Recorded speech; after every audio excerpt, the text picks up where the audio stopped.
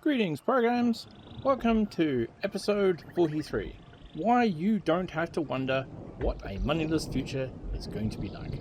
Now, this was going to be a talk I was going to have with somebody else, but I decided to make it into a video because every time I keep trying, we keep having rabbit holes. We end up getting chased down rabbit holes. So, today is another economic episode. And we are looking at the future again. In fact, we're going to have a couple of videos that do that.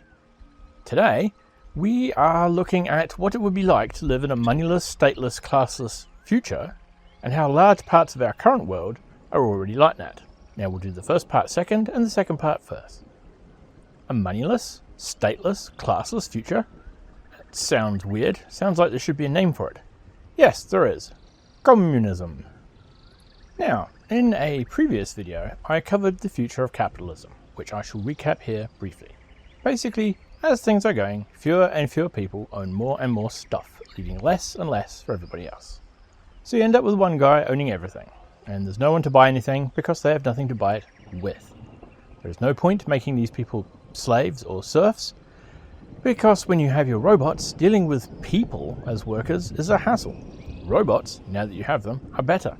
Literally the only reason to enslave people, or something like that, is to be a massive dick to them. And VR could handle that better. Flog your millions of slaves in virtual reality. They won't rebel. I mean, think about how it is now. The capitalist, or the corporation, does what it does to get more money. Why? Because money is power. But this requires money to be taken from somewhere else, from the workers and from the government, to get that power. Okay, but if you have it, and if you are the world's first trillionaire, what use are people? Manufacturing, mining, food production, all done by robots. This is the future after all. Robots collect no wages, spend no money. And the people, they do not work. They earn no money. You would have to give them money in order to have them buy your stuff. Essentially, you are just amusing yourself at the expense of real, actual people. Sooner or later, the God Emperor, or whatever, is going to get bored of that and give it up, even if they were into it at one point or another. And consider the current trends in manufacturing. 3D printers, decentralized communication, cloud computing, all crazy stuff that was sci-fi a decade or two ago. So it's not much of a stretch to say it's going to keep developing. And the ultimate sci-fi expression of this is the replicator from Star Trek, a machine that turns energy into matter.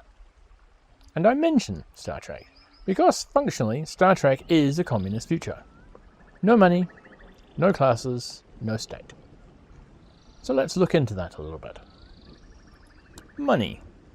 Why don't they have money in Star Trek? Well, because there's no need for it. Not in the Federation.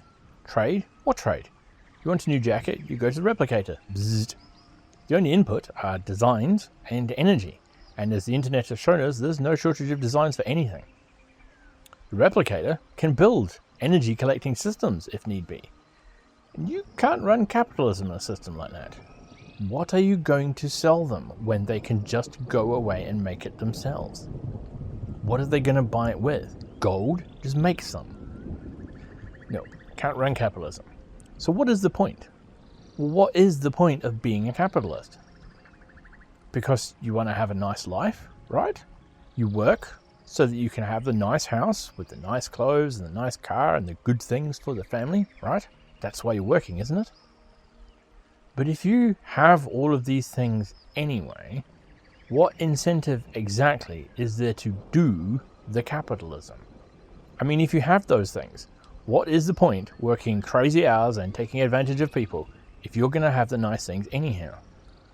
Sure, there are going to be some who pathologically want to control other people's lives, but that's not the majority of people. It's not even the majority of business people. That's just the handful of nutters at the top. And the point of money is to trade resources. There's no use for it when everything is made of energy, or generally freely available.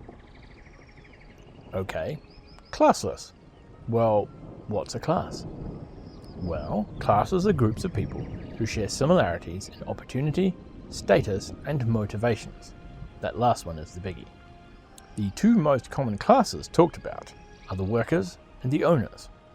The workers want to work, to not have a shitty job, and to be paid as much as possible. Yes, people really do want to work. Look at any retired group. Owners want to own the factory, to make as much money as possible, and thus pay as little as possible to the workers. These are two classes with wildly different opportunities, status, and goals. And those goals put them at odds. The owners want to pay as little as possible, and the workers want to earn as much as possible. That can't work out. In a post-capitalist society, such as fully automatic, luxury, gay space communism, these two classes vanish. It is possible that a future society might invent new classes, but these two will disappear. No one is owning things beyond the personal. Your toothbrush is yours. No one is coming for it. But no one is owning the factories. Everybody has one, in the basement, or in the community workshop, or whatever, or in the spaceship. That means everybody is a worker-owner, a new single class. So that's the end of class. Stateless. What is the state for?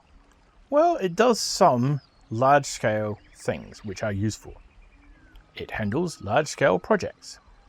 It handles taxation. But it has an important function.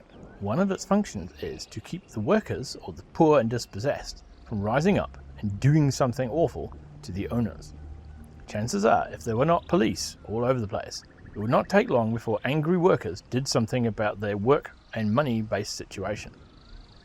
But without classes whose motivations are a conflict, then there is a much lesser role for the state. Also, one of the larger functions of the state is to redistribute wealth.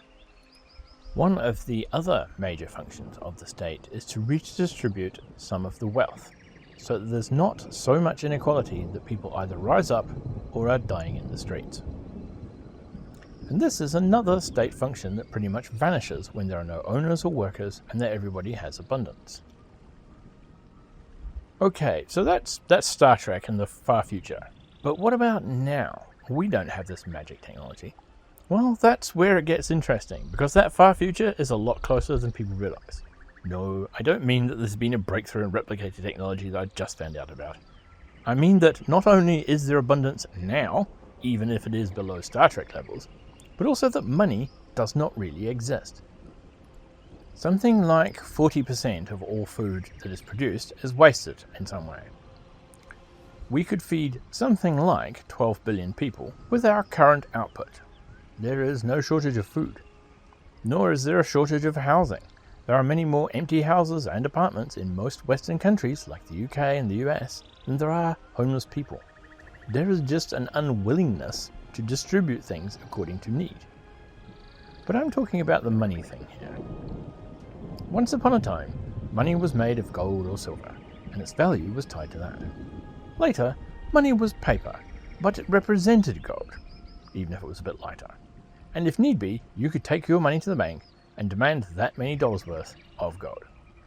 Now, this is no longer the case. We've moved beyond that. So what is money now? Sure, it's often still a token of a piece of paper or a coin. More often than that, it's a card.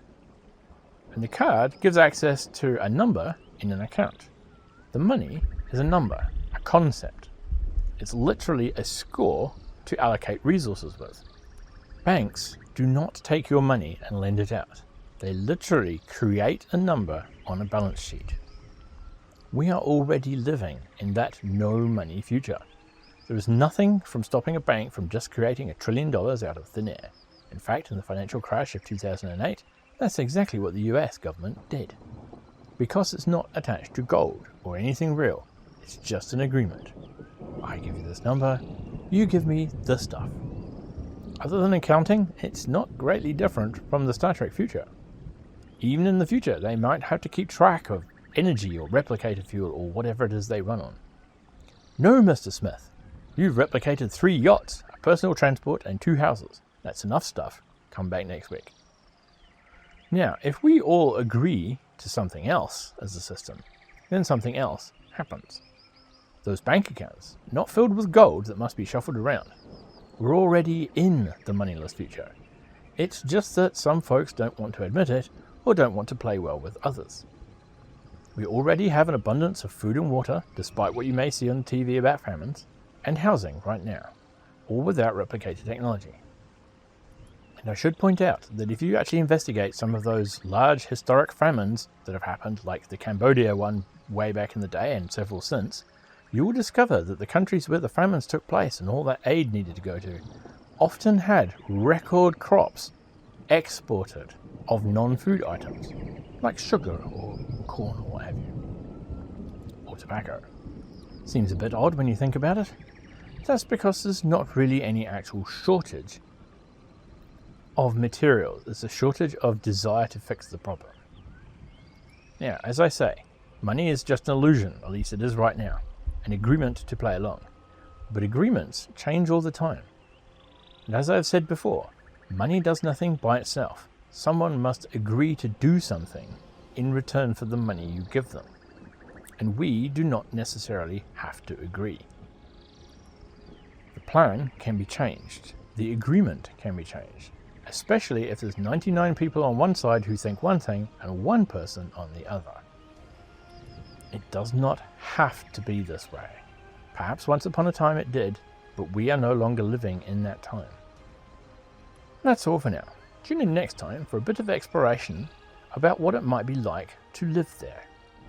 Bye for now.